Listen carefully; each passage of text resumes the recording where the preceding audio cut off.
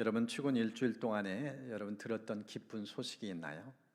아마 인생은 대부분 기쁜 소식보다는 좀 슬픈 소식, 힘든 소식 그런 것들을 많이 접하며 살아갈 것입니다. 오늘 성경을 보면은 참 피곤하고 또 어려움이 많은 인생을 살면서 우리에게 놀라운 위로와 소망 주는 말씀을 들려줍니다. 천사를 통해서 온 인류에게 미칠 가장 큰 기쁨의 소식, 이 본문을 보면은 10절에 그런 표현이 나옵니다. 온 백성이 미칠 큰 기쁨의 좋은 소식. 소식은 소식인데 소식에 대해서 부연 설명이 우리에게 너무나 큰 위로를 줘요. 한두 사람이 합니다. 여기 앉아있는 우리뿐만 아니라 이 교회에 밖에 있는 사람조차 이 소식을 들으면 마음에 기쁨이 흘러넘친다. 그것도 큰 기쁨. 일시적인 기쁨이 아니라는 거예요. 작은 기쁨이 아니라는 거예요. 우리가 보면은 이제 인생을 살면서 이제 자녀를 키우는 부모에게는 이제 취업을 했다든가 또 원하는 대학에 합격했다든가 또 좋은 배우자를 만났다나 그러면은 기쁘죠. 근데 이것들은 일시적이에요. 오랫동안 지속되지 않습니다. 그런데 하나님께서 우리에게 주시는 기쁨은 영속성이 있어요. 오래도록 영원토록 변함이 없어요. 그 기쁨의 소식에 대한 메시지를 우리에게 들려줍니다. 이 성경을 통해서 우리에게 주시는 예수님 주시는 기쁨, 이 큰 기쁨이 무엇인지 이 본문을 통해서 세 가지를 좀 같이 나눠주려 합니다. 예수님 만나면 이런 기쁨이 있다는 거예요. 그 첫 번째가요, 생명입니다. 우리에게 영생의 은총을 허락해 주십니다. 영원히 산다는 거예요. 이 본문을 보면은 이 가이사 아우구스도 이 황제가 다스리는 상황 속에서 이제 칙령을 내려서 인구 조사를 해요. 왜 하는가? 세금 징수하려고. 이 호구술사에서 세금 징수해서 하는데 이런 이 세상의 통치 가운데서 하나님의 뜻이 이루어지는 과정을 이 본문을 소개합니다. 미가서 5장 2절에 보면은 메시아가 탄생하는데 베들레헴에서 태어날 것이다. 이 본문을 보면은 그것을 보여줘요. 지금 이제 이 마리아와 요셉이 나사렛에 살다가 이제 고향으로 돌아가요. 근데 그 고향 이름이 이 성경에 보니까 베들레헴. 보십시오. 유대를 향하여 베들레헴이라는 다윗의 동네로 갔다. 나사렛에서 베들레헴까지 자그마치 150km. 꽤 먼 거리입니다. 오늘처럼 교통편이 있는 것도 아니야. 두 다리로 두 발로 걸어가야 돼요. 더군다나 마리아는 지금 임신이에요. 산딸이 다가온 상황이에요. 그 먼 길을 걸어서 150km 갔다. 쉽지 않은 여정입니다. 그런데 이 간 여정이 목적지 어딘가? 베들레헴. 여러분 베들레헴 뜻이 무엇인지 아나요? 떡집이에요. 여기는 아주 중요한 영적 의미가 담겨져 있습니다. 예수님이 왜 이곳에서 태어나셨는가? 이것을 이야기해서는 우리가 성경에 잘 아는 예수님의 사복음서, 이 내복음서에 모두 등장하는 오병이어, 이 기적에 대한 스토리를 이해해야 됩니다. 남자만 5,000이 먹고도 남았어요. 배가 불렀죠. 여한이 없을 만큼. 그런데 이 오병이의 기적을 행하신 의미에 대해서는 요한복음에만 설명이 나와 있어요.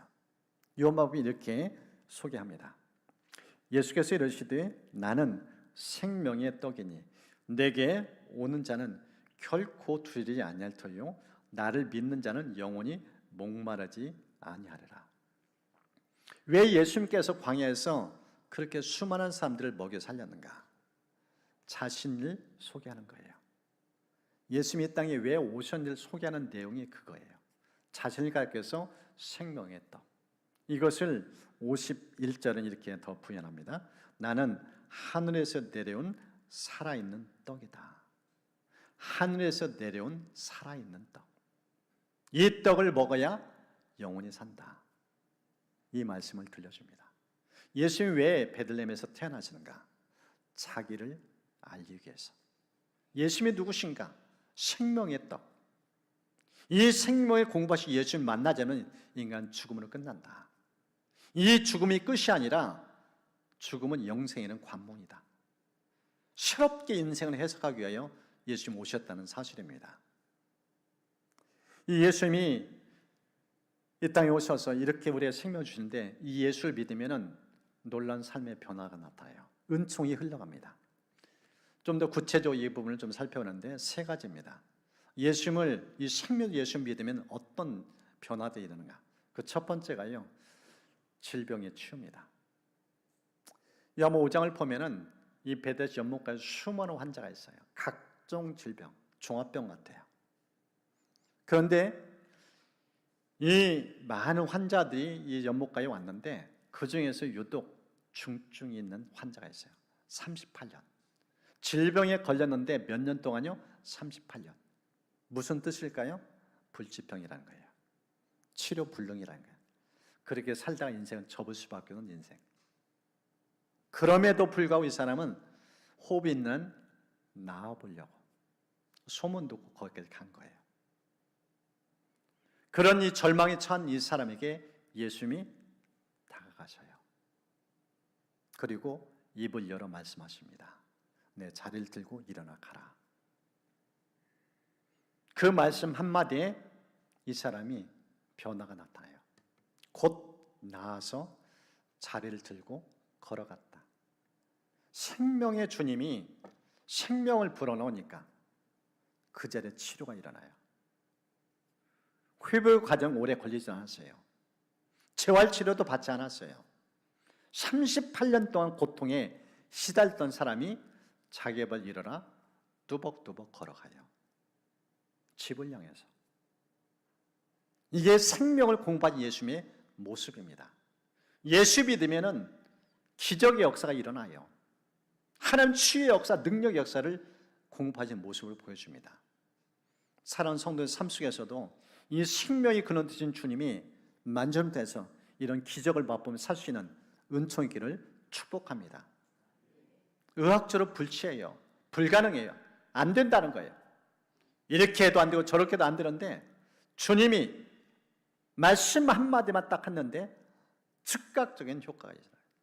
완전한 치유가 있어요. 병원 갈 필요가 없을 정도로. 이게 생명의 근원 되신 주님이 우리에게 다가오실 때 일어나는 그런 기적입니다.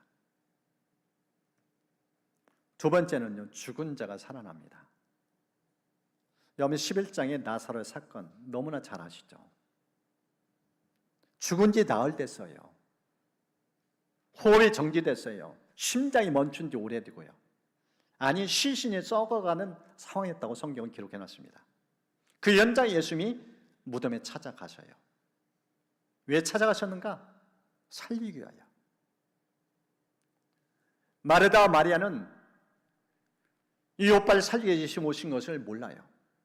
그 의미를 해석을 못해요. 그래서 예수님께 아쉬운 얘기만 해요.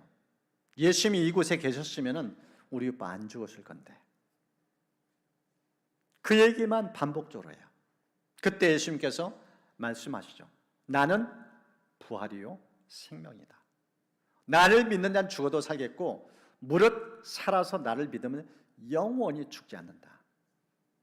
그러면서 예수님을 믿을 것을 강조해요. 이 말씀 전하시고 예수님이 발걸음 움직여 이제 그 시신이 있는 이 나사로의 무덤에 가요. 무덤은 돌로 봉인됐어요. 그런 상태에서 사람들 시켜서 돌을 옮겨 놓으라고. 그런 다음에 예수님이 나사로를 향해서 그의 이름을 부르죠. 나사로야 나오라. 너 왜 거기 있느냐? 왜 거기서 잠자고 있느냐? 그 한마디 하니까 그가 일어나 나와요. 어떻게 나왔는가? 성경 저 표현입니다. 죽은 자가 수족을 배로 동인체로 나오는데 그 얼굴은 수건에 쌓였더라. 염한 그 상태예요.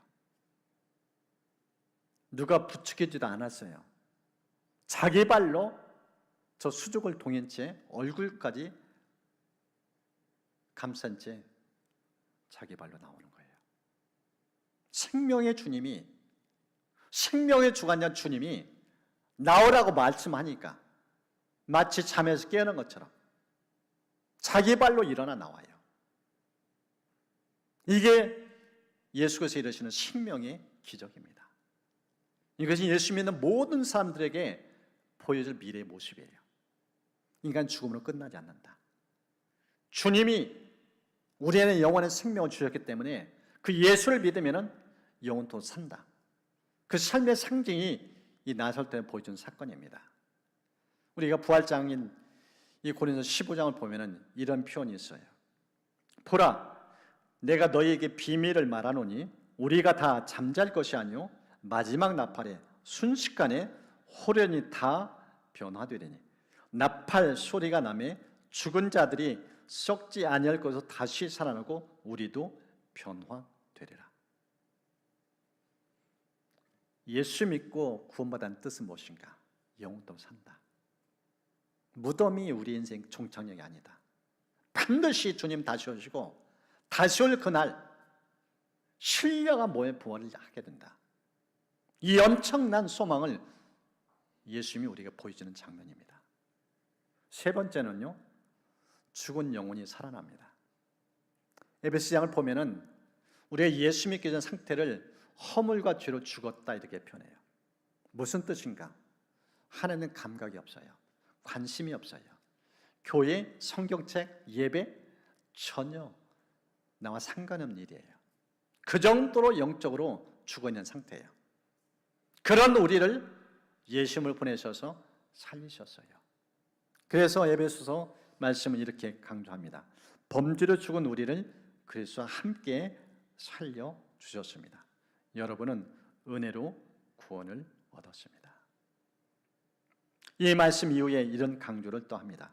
하나님께서 그리스도 예수 안에서 우리를 그분과 함께 살리시고 하늘에 함께 앉게 하셨습니다. 예수님의 거듭난 뜻은 무엇인가?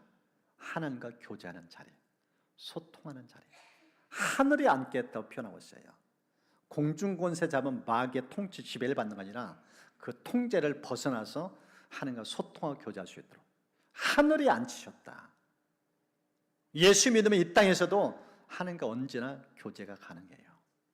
천국 가야만 예수 만난 것이 아니라 이 땅을 살면서 천국과 이때 사는 인생, 어마어마한 은혜 세계로 우리를 부으셨음을 강조합니다. 그래서 골로새 1장은 이렇게 표현합니다. 그가 우리를 흑암의 권세에서 건져내사 그의 사랑의 아들의 나라로 옮기셨다. 마귀의 통치가 아닌 주님의 통치, 예수님의 통치를 받으며 사는 인생으로 완전히 자리 이동시켰다는 것, 그렇게 의미를 부여하고 있음을 보여줍니다. 이게 떡집을 통해 보여주는 생명의 역사입니다. 그 은혜를 우리가 누리고 산다는 사실이에요. 두 번째, 예수님이 주시는 큰 기쁨. 두 번째는 빛입니다. 어둠을 밝혀주는 인생을 살게 만들어줘요. 여러분 이 본문을 보십시오. 8절과 9절. 그 지역의 목자들이 밤에 밖에서 자기 양떼를 지키더니 주의 사자가 곁에 서고 주의 영광이 그들을 두루 비췄다. 지금 예수님의 탄생 시점에 흑암이 있는 깜깜한 어둠이에요. 대낮에 환한 대낮 태어난 게 아니라 어둠 속에 태어나신 예수님. 여기는 아주 상징 의미가 있어요. 인생은 어두워요. 빛인 예수님을 만나지 않으면 인생은 마치 맹인 것 같아요. 방향감을 몰라요. 어떻게 살지를 몰라요. 그런 인생이에요. 실제 예수님을 만났던 두 제자, 이 마테오와 요한, 이들이 예수님을 가장 가까이에서 예수님을 보고 경험하면서 예수님이 누구신지 성경에 기록해놨어요. 먼저 마태, 흑암에 앉은 백성이 큰 빛을 보았고 사망의 땅과 그늘에 앉은 자들에게 빛이 빛이었도다. 인생은 흑암 가운데 있다 표현했어요. 사망의 그늘에 앉아있다. 그런 인생 가운데 예수님이 오셨는데 큰 빛으로 어둠을 밝히기 위해서 오신 분으로 이 마태는 소개하고 있어요. 그리고 사도 요한, 참 빛, 곧 세상에 와서 각 사람에게 비추는 빛이 있었나니 그가 세상에 계셨으며 세상 그로 말미암아 지은 바 되었으되 세상이 그를 알지 못했다. 창조적인 그분이에요. 그분의 빛으로 오셨어요. 그런데 이 세상이 알지 못해요. 오늘 이 본문 보십시오. 예수님이 태어나고 우리를 구원하기 위해서 빛으로 오셨는데 사람들이 예수님 환영을 안 해요. 어디에 태어나셨어요? 마구간에 태어나요. 흑암 가운데 인생의 한 단면을 보여주는 장면입니다. 그 정도로 인생은 죄악으로 눈이 감겨져 있어요. 어둠 속에 사는 존재라는 거예요. 요한복음 보면 8장에 한 여인이 이 부끄러운 수치를 당한 모습이 등장합니다. 가나발 현장에 붙잡혔어요. 끌려왔어요. 사람들은 돌을 들고 죽이려는 작정을 해요. 그 현장에 예수님이 계셔요. 예수님 말씀 한 번은 이 여인 죽을 운명 가운데 있어요. 근데 예수님은 의의 말씀을 전합니다.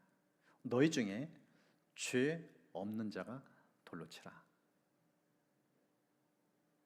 그 말을 듣고 사람들이 양심의 가책을 받아요. 이 여인을 그렇게 죽일 작정했던 사람들이 자신을 보며 자기가 죄인 걸 깨닫고 그 돌을 내려놓고 현장에서 빠져나가요. 그 자리에는 예수님과 여인밖에 없어요. 예수님 말씀하시죠. 나도 너를 정죄하지 않는다. 이제 가서 다시는 죄를 범하지 말라. 이 말씀을 들려줘요. 그러면서 어떻게 하면 이 여인이 이 죄를 멀리할 수 있는가? 그 한마디를 더 전떠줍니다.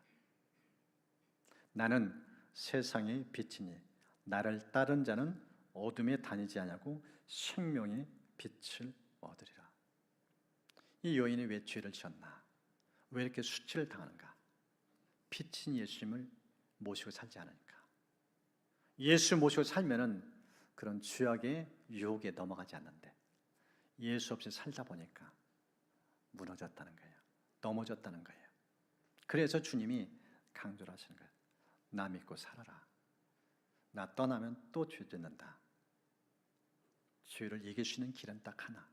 빛인 예수님을 모시고 살라. 이 말씀을 들려줍니다. 이 로마서를 보면은 사도 바울이 예수 믿고도 자기는 이 죄 때문에 참 힘겨워해요. 죄를 이길 자신이 없어요. 계속 무너지고 넘어져요. 자기 안에 선하게 살고 싶고 하는 뜻대로 살고 싶은데 생각보다 쉽지 않아요. 그러면서 그가 이런 고백을 합니다. 나는 참으로 비참한 사람입니다. 누가 나를 이 사망의 몸에서 구원해 내겠습니까? 자신을 어떤 존재로 인식한가? 비참하다, 처량하다.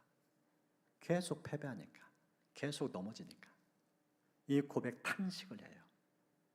이게 인간의 연약함입니다. 죄를 이길 장사가 없어요.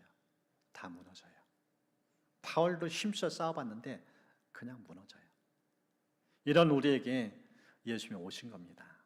그래서 요한일서 3장 8절에 이렇게 말씀합니다. 죄를 짓는 자는 마귀에 속하나니 마귀는 처음부터 범죄함이라. 하나님의 아들이 나타나신 것은 마귀의 일을 멸하려 하심이라. 예수님께서 오신 목적, 마귀의 일을 멸하게 해요. 마귀는 죄의 원인 제공자예요. 유혹하고 우리를 넘어뜨리고 죄의 함정에 빠져서 거기서 못 나오도록 그런 마귀의 존재, 이 마귀의 계획을 멸하게 하여 예수님 오셨다. 그래서 그 예수님을 우리가 모시고 살면은 죄도 이길 수 있다.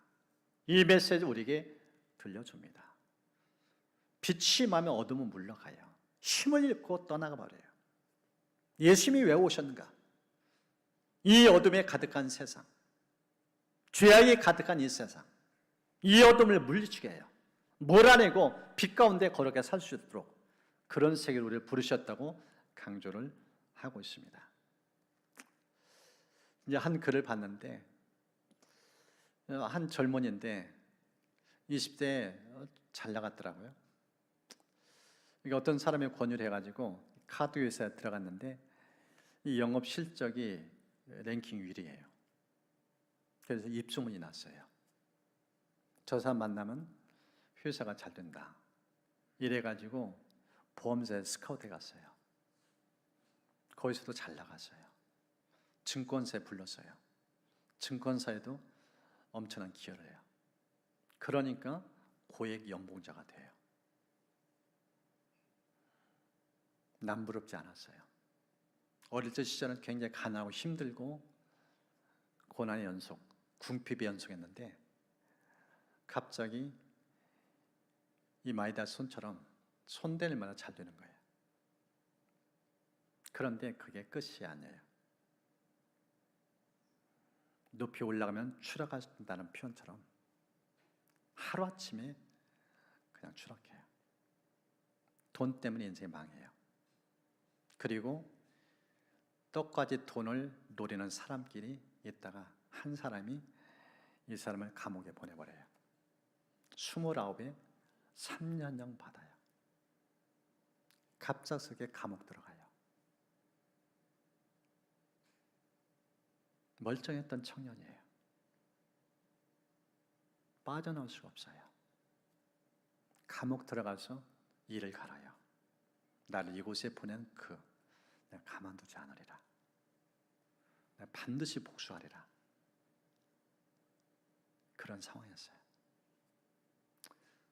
이 감옥 들어가서 또 같이 이 감방생활 하는데 죄수끼리 모이니까 또 치고받고 하다가 독방에 갔어요. 하루 온종일 혼자만 있어요. 이런 사람에게 이제 감옥에 있는 사람들에게 복음 전하기 위해서 전도인들이 가서 성경책도 나눠주고 또 권면다고. 그런데 속이 이글거리는 사람이 전혀 들어오지가 않죠. 그런 가운데서 이 성경을 전해준 사람들, 이 성경을 손에 들은 거야. 근데 성경을 읽는 목적이 딱 하나더라고요. 예수 믿어 하도 권유하니까 반박하기 위하여, 성경을 알아서 되받아치기 위하여 성경을 읽는 거예요. 처음에 성경에 들어오겠어요? 그런데 하나님 그것조차 쓰시더라고요. 하루에 6시간씩 성경을 읽는 거예요. 그런 가운데 2주째 되는 날 성경을 때 예수님을 만난 거예요. 자기를 봤어요. 나는 죄인이구나. 누가 죄인이나 하기 전에 나는 죄인이구나. 비로소 자기를 보는 눈이 열렸어요. 그리고 자기를 이 감옥에 보낸 사람에 대해 용서하는 마음이 생겨요. 어느 정도까지 나갔는가? 아버지 관계가 굉장히 안 좋은 청년이에요. 왜 안 좋았는가? 이 아버지가 폭력이 너무 심해요. 심한 욕설을 해요. 엄마가 견디다 못해서 결국은 헤어졌어요. 얼마나 힘들었는지 어머니 스스로 목숨을 끊을 정도로 그렇게 힘들게 보낸 거예요. 그런 아빠가 용서가 안 돼요. 속에 분노가 가득 차요. 이 사람 잘못 건드리면 그냥 터져요. 그런 청년이에요.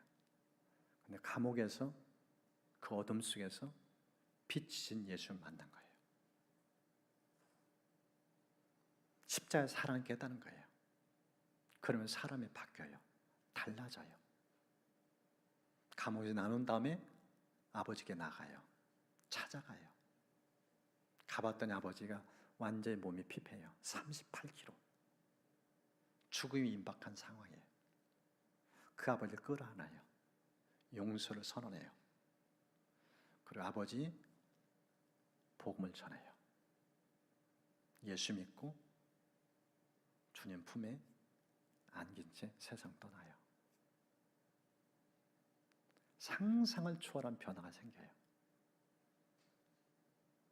빛인 예수 만나니까 어둠이 물러가고 죄가 싫어지고 얼마나 반듯하게 사는지, 하나님께서 그런 상황 속에서 좋은 믿음의 여인 만나서 결혼까지 하게 하는 그런 얘기를 읽었어요. 여러분, 인생 아무리 잘 먹고 잘 살아도 예수 안 만나면 어둠이에요. 아무리 죄악 가운데 있어도 빛이신 예수 만나면 사람이 달라져요. 빛이 임하니까. 오늘 성경태를 보이는 모습, 사방이 어두운 밤이에요. 근데 주의 광채가 나타나요. 예수님이 어떻게 오셨는지 정확하게 보여주는 그림입니다. 세상 탓할 필요가 없어요. 환경 탓할 필요가 없어요. 빛인 예수 모시면은 세상이 밝아져요. 인생을 밝게 살 수 있어요. 오늘 성경 바로 그것을 우리에게 보여줍니다. 에베소 5장 이렇게 말씀합니다. 너희가 전에는 어둠이더니 이제는 주 안에서 빛이라. 빛의 자녀들처럼 행하라. 예수 떠나면 어둠이에요. 예수님 모셔야 빛 가운데 살 수 있다. 우리의 정체성이 뭔가 빛의 자녀다. 얼마나 멋진 삶을 살도록 하셨는지 그것을 우리에게 보여줍니다. 세 번째, 예수님이 주시는 큰 기쁨, 주인. 인생을 맡기면 살 수 있다는 겁니다. 인생은요, 내가 감당하기 너무나 무거워요. 수가 무거운 짐진 자들 성경 말씀하세요. 내가 인생 짐을 짊어질 수가 없어요. 그래서 짐을 맡기라고 표현하고 있습니다. 성경을 보면은 왜 이렇게 인생이 피폐하고 힘들겠는가? 그리고 마지막 죽음을 끝나는가? 창세기에 정확하게 보여줍니다. 하나님의 선악과를 의도적으로 만드셨어요. 수많은 이 피조를 만들면서 의도적으로 선악과를 만드셨습니다. 이 선악과를 왜 만드셨는가? 창조주와 피조물의 경계선이에요. 너는 피조물이고 나는 창조주다. 이 중앙에 뭐가 있는가? 선악을 알게는 나무. 이 선악 알게 나면 뜻은 무엇인가? 창조주와 피조물의 이 경계선을 넘지 말라. 그 경계표가 선악과예요. 그런데 사탄이 유혹을 했어요. 어떻게 유혹했는가? 성경에 이렇게 기록했습니다. 너희가 그것을 먹는 날에는 너희 눈이 밝아져 하나님과 같이 되어 선악을 알 줄 하나님이 아십니다. 너 선악과 따먹는 건 경계선이 무너져. 네가 하나님이야. 하나님 없이 살 수 있어. 인생의 주인은 너야. 굳이 하나님 코치 받으며 살 필요가 없잖아. 네가 주인 노릇 하면 되잖아. 그 말에 넘어간 거예요. 그래서 로마서 1장은 인간이 어떤 상태인지 이렇게 기록해놨습니다. 그들이 마음에 하나님 두기를 싫어하며 하나님께서 그들을 그 상실한 마음대로 내버려 두사 합당하지 못한 일을 하게 하셨다. 주의 뿌리가 뭔가? 마음에 하나님 두기를 싫어하는 것. 내가 왕노릇하는 것. 인간이 왕노릇하면 주인 노릇하면은요 결과는 뻔해요. 아무리 좋은 천의 환경이라도 사람이 들어가 보세요. 환경이 해쳐요. 인간의 죄선으로 가득한 존재예요. 부실덩어리예요. 내가 왕노릇한다? 주인 노릇한다? 그건 삶이 망가진다는 징조예요. 이 망가진 인생을 제대로 회복시켜요. 예수 모셨다는 거예요. 그래서 이 본문의 11절을 보십시오. 우리 11절 말씀은 스크린 보시면서 함께 읽도록 하겠습니다. 같이 읽습니다. 오늘 다윗의 동네에 너희를 위하여 구주가 나섰으니 곧 그리스도 주시니라. 로드십이에요. 퀴리오스. 인생의 주인은 내가 아니라 예수 그리스도 그분이시다. 왜 예수님이 이 땅에 오셨는가? 잃어버린 왕자를 회복하게 하여. 인생의 주인은 우리가 아니라 창조주인 그분, 우리를 구원하신 그분, 예수님이 진정한 왕이시다. 주인이시다. 주인을 주인으로 모시는 자리가 성탄이에요. 이걸 놓치면 신앙생활 어긋나요. 정확한 자리매김, 원위치시키는 그 위치에, 그 중심에 예수님이 계신다는 겁니다. 사도 바울은 예수 믿기 전에 자기가 왕노릇 했었어요. 그런데 그가 예수님을 알고 십자가 부활의 도를 깨달은 다음에 갈라디아 2장 20절에 이런 표현합니다. 내가 그리스도와 함께 십자가에 못 박혔나니 그런즉 이제는 내가 사는 것이 아니요 오직 내 안에 그리스도께서 사신 것이라. 이제 내가 육체 가운데 사는 것은 나를 사랑하사 나를 위하여 자기 자신을 버리신 하나님의 아들 믿는 믿음 안에서 사는 것이다. 예수 믿는 것이 무엇인지 정확하게 표현했어요. 나는 죽었다. 내 삶의 주인은 내가 아니라 예수입니다. 이게 그리스도 주예요. 예수 믿는다는 뜻은 저 말씀에 정확하게 의미를 하고 있습니다. 저 말씀을 좀 더 이해하기 위해서 한 글이 많은 도움이 될 것 같아서 좀 읽어드리겠습니다. 오셀 챔버스가 든 주님은 나의 최복인데 여기 이런 제목이 있어요. 당신에게 당신의 무덤이 있습니까? 그 누구도 옛 사람이 죽는 무덤을 지나지 않으면 온전한 거룩의 체험에 들어가지 못합니다. 죽음의 위기가 없다면 거룩은 단지 환상일 뿐입니다. 그러므로 반드시 무덤이 있어야 합니다. 이 무덤만이 부활로 이어집니다. 그것은 주 예수 그리스도의 생명으로 나가는 부활입니다. 부활 생명을 흔들 수 있는 것은 아무것도 없습니다. 이 생명은 오직 한 가지 목표, 곧 주님을 증거하기 위해 그분과 하나가 됩니다. 진실로 죽음의 마지막 날들을 보낸 적이 있습니까? 감상이 아니라 진정으로 마지막 죽음을 체험했습니까? 당신은 자신의 장례식에 참석하거나 흥분 가운데 죽을 수 없습니다. 죽음이란 당신의 존재가 멈추는 것을 의미합니다. 열심과 간절함으로 그리스도인이 되려는 자세를 멈춰야 한다는 하나님의 음성에 동의합니까? 우리는 묘지를 스쳐 지나가지만 죽음으로 가는 것만은 언제나 거부합니다. 죽는 것은 노력한다고 되는 것이 아닙니다. 오직 주의 죽으심과 합하여 세를 받음으로 죽는 것입니다. 당신에게는 당신의 무덤이 있습니까? 아니면 죽은 것처럼 당신의 영혼을 속이며 거룩한 게임을 하고 있습니까? 당신의 인생 속에 마지막 날로 기록된 때와 장소가 있습니까? 이 장소는 고통스럽지만 예의적으로 감사한 기억으로 우리 마음속에 남아있을 것입니다. 그래요. 그때까지요. 바로 내가 무덤에 들어간 날이며 하나님께 항복한 날입니다. 무덤에 들어간 날을 하나님께 항복한 날. 이런 의미로 설명합니다. 하나님의 뜻은 무덤입니다. 지금 그 무덤을 지날 의향이 있습니까? 오늘이 이 지구상에서 당신의 마지막 날이라고 하나님께 동의하겠습니까? 그 동의의 순간은 바로 당신에게 달려 있습니다. 예수 믿어도 무덤을 옆으로 지나간 사람이 있고 무덤을 통과하는 사람이 있어요. 옆으로 지나간 사람은 십자가의 죽음의 의미를 몰라요. 그러니까 자아가 왕노릇해요. 예수 믿어도 주인이 안 바뀌어요.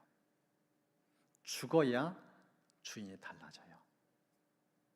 예수 믿는다는 뜻은 내 삶의 주인이 내가 아니라 예수는 바뀌었다는 뜻이에요. 저 중에 한 분의 좀 글을 읽었는데 이분은 여기까지 갔더라고요.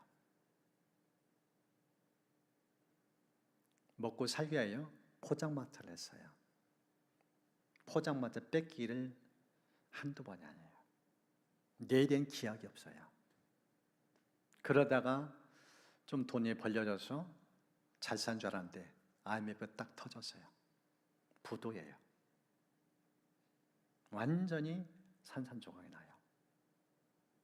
어떻게 이 인생을 헤쳐나올지 몰라요. 그러다가 남편이 이대다 죽겠구나 싶어서 아내를 새벽에도 나가자 하면서 데려간 것이 병원이에요. 정신과 병동, 폐쇄병동. 가만히 두면 아내가 미쳐서 죽을 것 같아서 교회 가자고 얘기를 했는데 알고 보니까 정신과 병동이에요. 생애 끝까지 간 거예요. 약 먹지 않은 잠을 못 자요. 그렇게 이제 밑바닥 간 거예요. 그러면서 이제 삶이 회복되고 지금은 얼마나 귀하게 하나님께 사는지. 이번에 그러면서 참 책을 읽으면서 눈시를 적신 게 한두 번이 아니에요. 정말 진한 감동이 밀려와요. 그분이 쓴 글 가운데 이런 표현이 있습니다. 위대한 변화. 교리로는 아무것도 변화시킬 수 없다.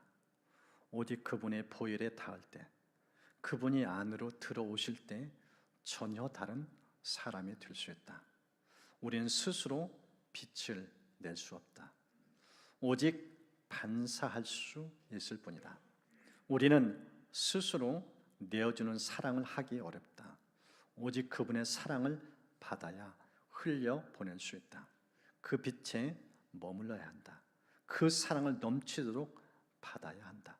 그럴 때 비로소 위대한 변화, 그분의 빛과 사랑이 드러날 것이다. 오직 십자가를 통과해야만 위대한 변화, 기적을 경험할 것이다. 주를 닮아가는 영광을 볼 것이다. 자의 죽음을 제대로 통과해야 진짜 부활의 영광을 맛봐요. 예수 믿어도 가짜가 있고 진짜가 있어요. 우리가 성경을 보면은 에베소서에 사도 바울이 에베소 교회 성도들에게 기도한 장면이 에베소 3장에 등장합니다. 이런 기도를 드려요.